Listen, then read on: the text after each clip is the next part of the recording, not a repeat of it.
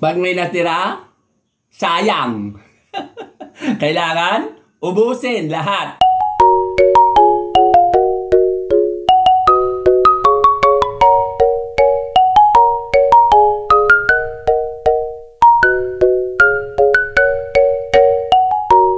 Mga friendship, ayan o. Kararating ko lang mga friendship galing ng palengke. Ayan yung puno ng ng malunggay. Kumuha ko kanina ng bunga niya para iluluto ko ngayon. Iasasaw ko doon sa binili kong gulay mula doon sa palengke. Ayan, diyan kami kumuha ng mga hagod kung tawagin mga friendship. At yung nasa ibaba naman niya, ayan yung kamote. Kamoting baging, diyan din ako kumukuha para sa sinigang na isda. Ayan mga friendship, ilapit ko. Kaya lang nawala na yung mga talbos niya kasi paubos na, naubos na mga friendship. Ayan. Hello mga friendship! Ito, galing ako sa palengke. Nagsawa na ako sa sa handa ng Pasko at bagong taon. Ngayon, eto, bumili ako ng aking lulutuin ngayon puro gulay. Eto, bumili ako ng ampalaya, 80 pesos yata isang kilo, 10 piso ito. Oh, juluktot mga friendship. Oh, di ba? Juluktot, rejectable, kaya 10 piso. Mahal pa rin ang kilo ng mga gulay ngayon. Eto, isang tambak uling sigarilyas, paborito ko. Sinasamantala ko ang sigarilyas at medyo mura ba to mga friendship? 100 isang kilo nitong sigarilyas at mani, pero wala pa ring mani hanggang ngayon. Wala pa ring mani, puro sigarilyas. Eto, isang tambak ng sigarilyas kasi paborito ko. Bibigyan ko yung kapatid ko pagka niluto ko itong mga friendship. Ayan, dapat puro gulay naman ngayon. Isang kilo ito, 120 pesos daw ito mga friendship. Ang dami, oh, grabe. Ayan, oh, 20 pesos sigarilyas. Ayan. At eto, ay naulog. Bumili ako ng, tawag dito, chicken balls, parang fish ball ito, 25 pesos. At dahil mahal pa ang kalamansi, mahal pa kamatis, kanina nagtanong ko 200 daw, bumili ako ng tomato sauce, di ba? Pwede rin to mga friendship sa gulay. At syempre, itong gabi na galing sa Baguio, Chinese gabi, hindi siya hindi siya native Ito yung pinakita ko dati pa rin. Ito natitira kasi ginuli ko, hindi ko pinakita. Ngayon, ito na nahuli. Ipapakita ko ngayon paano lutuin. At ito, bumali ako ng taba ng baboy, napakamahal. Isasaw ko dito sa gulay na to. Puro taba lang kasi pampalasa lang naman. Ito, ang bili ko dito, 50 pesos mga friendship. At ito, libre, free the fonda. Diyan lang sa pinakita ko kanina sa bakuran namin itong hagod kung tawagin, bunga ng malunggay. Sa palengke, alam nyo kung magkano ito, 10 piso na to. Ito, Frida Fonda, dyan lang namin binigay, dyan ko lang kinuha sa bakuran namin.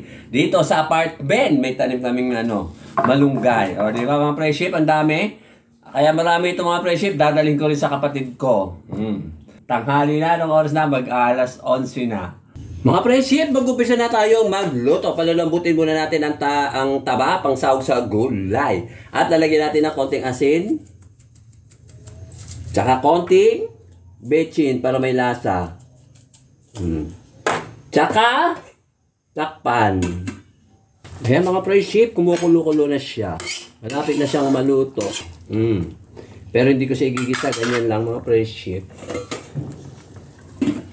Malapit na siyang maluto mga friendship. Ayan, wala na sabaw. Mamaya magmamanti-mantika na yan. Saka ko lalagay ang sabaw. Sabaw lang. Walang katapusang sabaw lang. Bigas. Ayan, palanin mo natin. Lulutuin mo natin. Parang gigisa-gisa natin. Kaya walang bawang, walang sibuyas. Lulutuin natin sa sakarili niyang mantika. Eto na yung itsura nung taba kanina mga friendship. Di ba?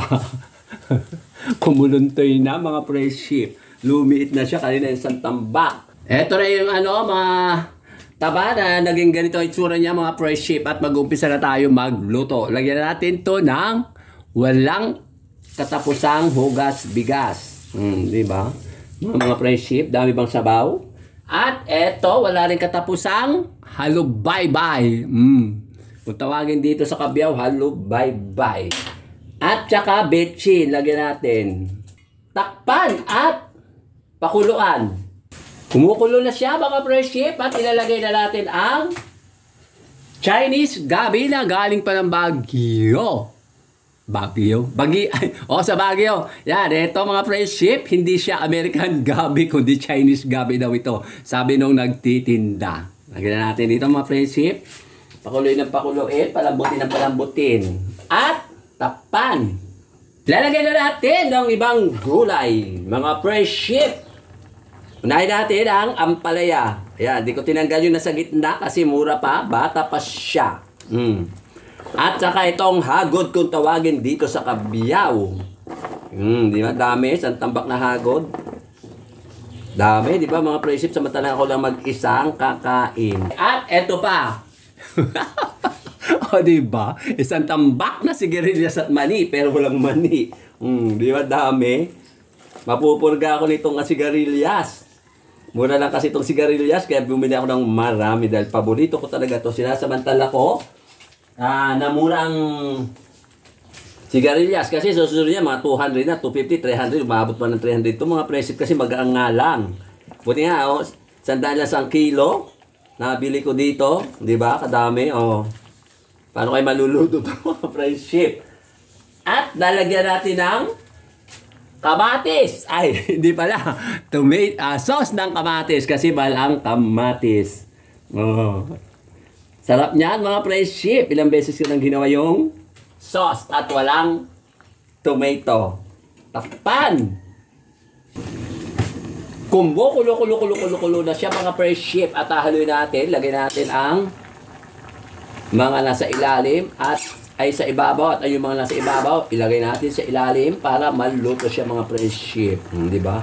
Ganda ng itsura. Shoutout nga pala kay Ma'am Jubit, tsaka kay Sir Glenn at saka sa pamilya niya, ganun din kay Ma'am Ethel, tsaka kay Sir Ruben at saka yung mga vlogger sa ibang bansa na laging nanonood sa akin.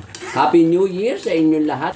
At siyempre, yung mga vloggers din dito sa Pilipinas na lagi ring nanonood sa akin, alam niyo na kung sino-sino kayo. At kay Jess De La Cruz na aking friendship na laging nanonood sa akin kahit na late na siya. At least, nagtsatsaga siya. Diba Nini? Diba Jess Asu? Malapit na siya maluto. At takpan. Luto na siya mga friendship. Diba? Sarap, ganda ng kulay. Diba? Ganda ng kulay mga friendship. At kakain na ako. Mag-alas 12 na. Nasandukin ko na para kumain na ako. Kaya natin dito sa aking mahiwagang platong mahaba. Diba? Dami. Pamimigay ko naman to sa kapatid ko dahil mahilig din siya sa gulay. Diba? Dami. Ganda ng kulay. Umuusok-usok pa. Umiinit-init pa. Ay, mainit-init pa. Lumapot na naman ang sabaw dahil sa Chinese gabi. Wala akong American gabi, kundi Chinese gabi. Nag-iisa lang yung gabi kasi konti na lang ang gabi. Ayan, lagyan natin ng isa. Asan pa ibang gabi? Ito. Ayan. Diba? Sarap mga friendship. Ito ay tinatawag na dinengdeng ata. Sige na, kakain muna ako mga friendship. Mga friendship, ito lang aking finished food. Ayan, umuusok-usok pa. Hindi ko alam kung anong tawag dito, kung dinengdeng o inabraw o pinakbet. Ang importante, gulay siya mga friendship. Ayan, may hagod, bunga ng malunggay, sigarilyas at mani, pero yung walang mani. At saka yung gabi na Chinese, tsaka ampalaya, tsaka sauce na walang kamatis, kundi sauce ng tomato. Diba mga friendship? Sige na, kakain na ako mga friendship. Friendship! Ang ingay ko. Alas 12 na, kakain ako. Ako na naman mag-isa. Lagi akong nag-iisa. Diba? Kain tayo mga friendship. Ito na yung aking niluto. Inabraw ba to? Dinengdeng. O pinakbet. Bahala na kayo kung natawag dito mga friendship. Tikman natin ang paborito ko. Ang paborito kong gulay. Ito, sigarilyas. Na walang mani. Siyempre, masarap. Gusto ko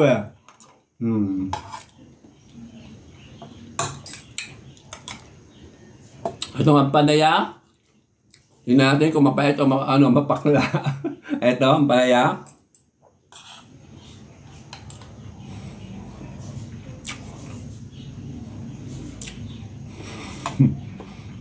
Lahat ng ampalaya. Siyempre, ampalaya. Kaya hindi mo siya mapait. Hindi siya mapait. Ito yung yung gabi. Chinese garpe. Ay, Chinese gabi. Yan. Hindi siya American gabi, kundi Chinese gabi daw. Super lapot talaga, mga prinsip. At siyempre, itong taba. Ito, pwede ako kumain ng taba. Konti lang naman. Tingnan ko nga malambot. Para sa sitsalom. Sabi, pinilito ko kanina bago ko inalo sa gulay. Kaya may taba siya, hindi siya malulusaw yan. At eto, kung tawagin dito, hagod. Kasi nga, hinahagod, ginagano daw. Ang pag-ulam daw nito, mga friendship, hagod-hagod. Na ganyan lang, Hahagurin mo lang ipin mo. Taas at ibaba. Hahagurin mo. Just like this, hagod-hagod. Hihilain mo pa ganyan. Para matanggal lahat na laman, ulit.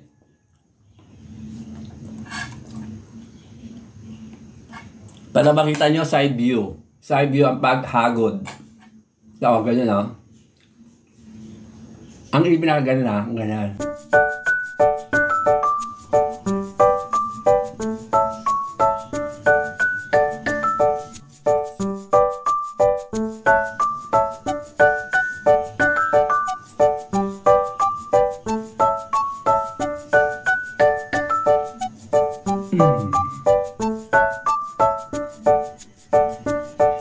Kailangan maalis lahat para huwag mo ititira. Pag may natira, sayang. Kailangan ubusin lahat para hindi masayang ang hagod. Bunga ng malunggay. Ito yun. Sige na. Bye-bye na, mga friendship. Thank you for watching.